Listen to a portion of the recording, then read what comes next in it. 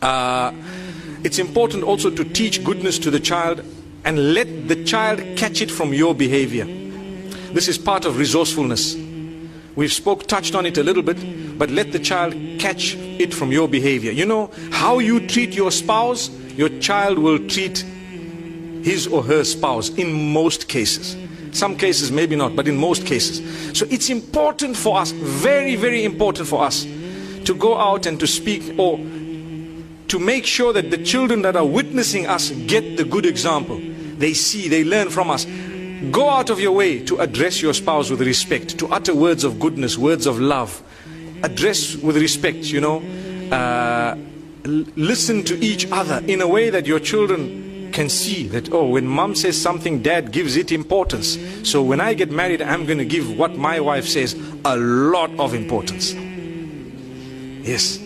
Why? Because they learned it. They saw that it worked. And they saw that mom is smiling and happy, but mom is crying, depressed. When dad comes, he's in the living room watching TV. Mom says something, he doesn't give an answer.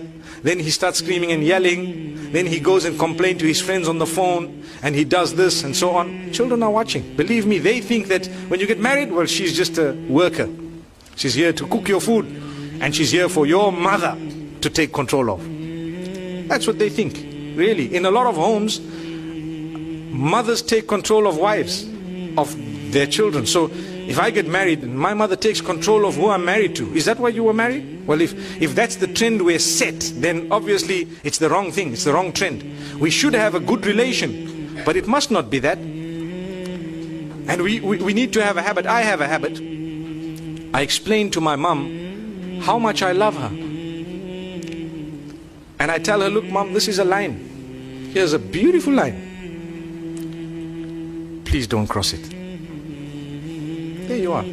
I love you so much. Nobody can take your place. But here's a line you don't cross, my beloved mom. These are my wives. You want to say something? Tell it to me. I'll tell them. I can say it in a better way. It happens. It works. And sometimes when there may be a misunderstanding, and misunderstandings do happen, we have to take control. And the children are watching us. They know what's happening. They can see. So dad comes in, you have to be a powerful figure with love, But you have to be someone who cannot be trampled over. Affection. Your mother must never feel that you don't love her. No, you do. But she must know that, you know what, you cannot come and boss around my wife, because that's my wife. And that doesn't mean I don't love you. I really do love you. Maybe you cannot word it how I'm wording it to you now, but in your own way you need to say things. Because parenting, and a successful parent can only be a successful parent when they have minimized their own issues. I've got issues in my home with a woman will tell you, I've got issues with my husband and with my mother-in-law and so on. How can you expect that woman to be a successful parent? There's going to be some form of shortage in her upbringing of her children, because she's busy with fighting her own battles.